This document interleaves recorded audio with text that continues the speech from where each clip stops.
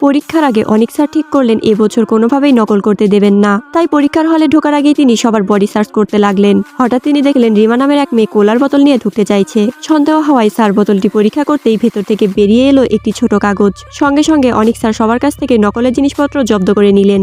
আসলে অনিক স্যার আগে থেকে প্রিন্সিপাল মজুমদার স্যারের সঙ্গে একটি শর্ত করেছিলেন, যদি কোনো ছাত্র নকল করে ধরা পড়ে তাহলে তাকে 100 বার মাঠ ঘুরে দৌড়াতে হবে। পরীক্ষা শুরু হতেই অনিক স্যার হঠাৎ একটি সিগন্যাল জ্যামার বের করলেন। যারা মোবাইল ফোন দিয়ে নকল করার পরিকল্পনা করছিল তারা সঙ্গে সঙ্গে হতাশ হয়ে গেল।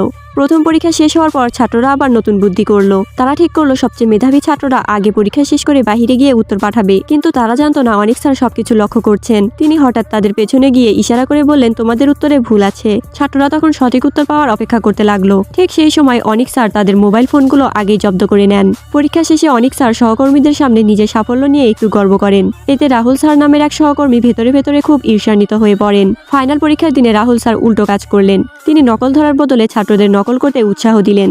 এরপর পরীক্ষা শেষ হলে তিনি গিয়ে সব ছাত্রদের বিরুদ্ধে প্রিন্সিপালের কাছে অভিযোগ করে বসেন।